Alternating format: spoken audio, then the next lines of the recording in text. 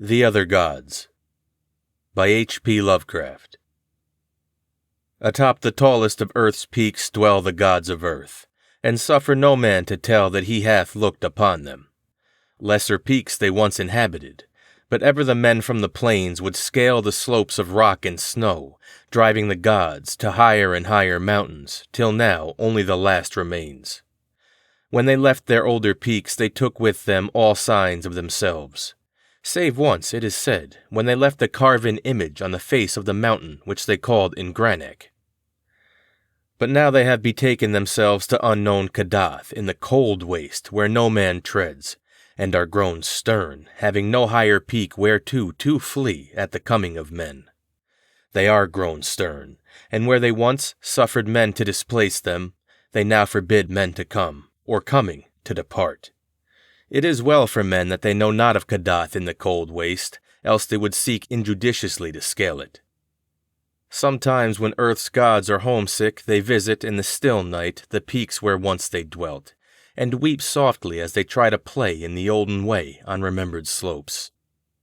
Men have felt the tears of the gods on white-capped Thorai, though they have thought it rain, and have heard the sighs of the gods in the plaintive dawn winds of Lyrion.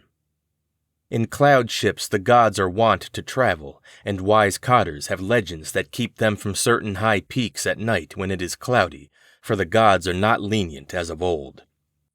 In Ulthar, which lies beyond the river Sky, once dwelt an old man avid to behold the gods of earth, a man deeply learned in the 7 cryptical books of Hassan and familiar with the Akkadic manuscripts of distant and frozen Lomar. His name was Barzai the Wise, and the villagers tell of how he went up a mountain on the night of the strange eclipse. Barzai knew so much of the gods that he could tell of their comings and goings, and guessed so many of their secrets that he was deemed half a god himself. It was he who wisely advised the burgesses of Ulthar when they passed their remarkable law against the slaying of cats, and who first told the young priest Atal where it is that black cats go on midnight on St. John's Eve. Barzai was learned in the lore of earth's gods, and had gained a desire to look upon their faces. He believed that his great secret knowledge of gods could shield him from their wrath, so resolved to go up to the summit of high and rocky Hatheg-Kla on a night when he knew the gods would be there. Hatheg-Kla is far in the stony desert beyond Hatheg, for which it is named, and rises like a rock statue in a silent temple. Around its peak the mists play always mournfully, for mists are the memories of the gods, and the gods loved Hatheg-Kla when they dwelt upon it in the old days. Often the gods of earth visit Hatheg-Kla in their ships of cloud, casting pale vapors over the slopes as they dance reminiscently on the summit under a clear moon. The villagers of Hatheg say it's ill to climb Hatheg-Kla at any time, and deadly to climb it by night when pale vapors hide the summit and the moon.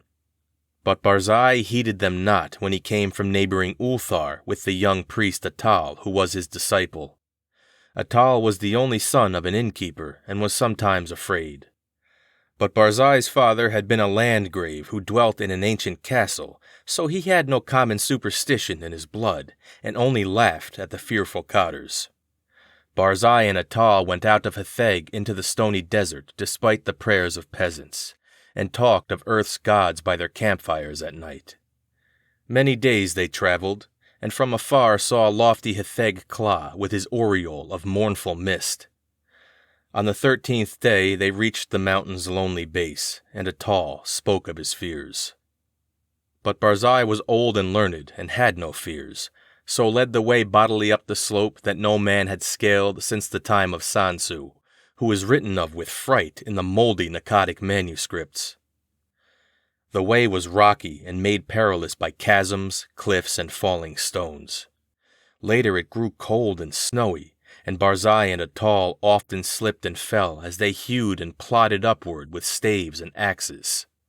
Finally the air grew thin and the sky changed color, and the climbers found it hard to breathe. But still they toiled up and up, marveling at the strangeness of the scene and thrilling at the thought of what would happen on the summit when the moon was out and the pale vapors spread around. For 3 days they climbed higher, higher, and higher toward the roof of the world. Then they camped to wait for the clouding of the moon. For 4 nights no clouds came, and the moon shone down cold through the thin mournful mists around the silent pinnacle. Then on the 5th night, which was the night of the full moon, Barzai saw some dense clouds far to the north, and stayed up with Atal to watch them draw near.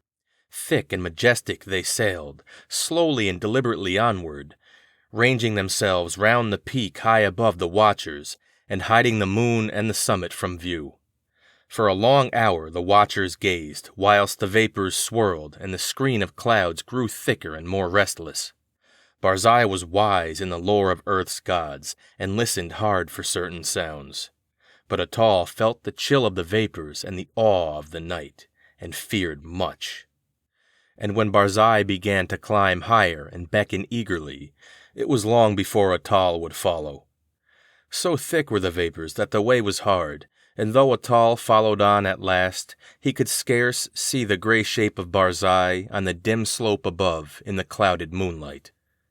Barzai forged very far ahead, and seemed, despite his age, to climb more easily than Atal, fearing not the steepness that begun to grow too great for any save a strong and dauntless man, nor pausing at wide black chasms that Atal scarce could leap. And so they went up wildly over rocks and gulfs, slipping and stumbling, and sometimes awed at the vastness and horrible silence of bleak ice pinnacles and mute granite steps. Very suddenly Barzai went out of Atal's sight, scaling a hideous cliff that seemed to bulge outward and block the path for any climber not inspired of Earth's gods. Atal was far below, and planning what he should do when he reached the place, when curiously he noticed that the light had grown strong, as if the cloudless peak and moonlit meeting place of the gods were very near. And as he scrambled on toward the bulging cliff and litten sky, he felt fears more shocking than any he had known before. Then through the high mists he heard the voice of unseen Barzai shouting wildly in delight. "I have heard the gods! I have heard Earth's gods singing in revelry on Hatheg-Kla! The voices of Earth's gods are known to Barzai the prophet. The mists are thin and the moon is bright, and I shall see the gods dancing wildly on Hatheg-Kla that they loved in youth. The wisdom of Barzai hath made him greater than Earth's gods, and against his will their spells and barriers are as naught. Barzai will behold the gods, the proud gods, the secret gods, the gods of Earth who spurn the sight of men." Atal could not hear the voices Barzai heard, but he was now close to the bulging cliff and scanning it for footholds. Then he heard Barzai's voice grow shriller and louder. "The mists are very thin, and the moon casts shadows on the slope. The voices of Earth's gods are high and wild, and they fear the coming of Barzai the Wise, who is greater than they. The moon's light flickers as Earth's gods dance against it. I shall see the dancing forms of the gods that leap and howl in the moonlight. The light is dimmer, and the gods are afraid." Whilst Barzai was shouting these things, Atal felt a spectral change in the air, as if the laws of Earth were bowing to greater laws. For though the way was steeper than ever, the upward path was now grown fearsomely easy, and the bulging cliff proved scarce an obstacle when he reached it and slid perilously up its convex face. The light of the moon had strangely failed, and as Atal plunged upward through the mists, he heard Barzai the Wise shrieking in the shadows. "The moon is dark, and the gods dance in the night. There is terror in the sky, for upon the moon hath sunk an eclipse foretold in no books of men or of Earth's gods. There is unknown magic on Hatheg-Kla, for the screams of the frightened gods have turned to laughter, and the slopes of ice shoot up endlessly into the black heavens whither I am plunging. High, high, at last, in the dim light I behold the gods of Earth." And now Atal, slipping dizzily up over inconceivable steeps, heard in the dark a loathsome laughing, mixed with such a cry as no man else ever heard save in the Phlegethon of unrelatable nightmares.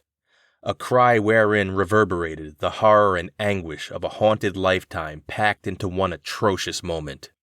The other gods! The other gods!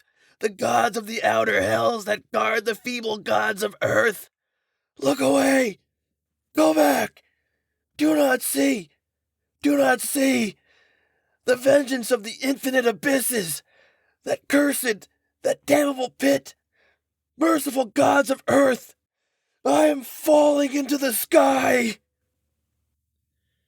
And as Atal shut his eyes and stopped his ears and tried to jump downward against the frightful pull from unknown heights, there resounded on Hatheg-Kla the terrible peal of thunder which awakened the good cotters of the plains and the honest burgesses of Hatheg and Nir and Ulthar, and caused them to behold through the clouds that strange eclipse of the moon that no book ever predicted. And when the moon came out at last, Atal was safe on the lower snows of the mountain, without sight of earth's gods or of the other gods. Now it is told in the moldy Akkadic manuscripts that San Su found naught but wordless ice and rock when he climbed Hatheg-Kla in the youth of the world. Yet when the men of Ulthar and Nir and Hatheg crushed their fears and scaled that haunted steep in day in search of Barzai the Wise, they found graven in the naked stone of the summit a curious and cyclopean symbol 50 cubits wide, as if the rock had been riven by some titanic chisel. And the symbol was like to one that learned men have discerned in those frightful parts of the Akkadic manuscripts, which are too ancient to read. This they found. Barzai the Wise they never found, nor could the holy priest Atal ever be persuaded to pray for his soul's repose. Moreover, to this day the people of Ulthar and Nir and Hatheg fear eclipses, and pray by night when pale vapors hide the mountain top and the moon. And above the mists on Hatheg-Kla, earth's gods sometimes dance reminiscently, for they know they are safe, and love to come from unknown Kadath in ships of cloud and play in the olden way, as they did when earth was new and men not given to the climbing of inaccessible places. Thank you again for being here, and thank you for listening. I really do appreciate it. This is one of Lovecraft's more unknown stories, but man, is it a good one. I absolutely love this story, and I hope you do too. And I hope to see you again soon. Long days, pleasant nights, and good health to you. Love you all.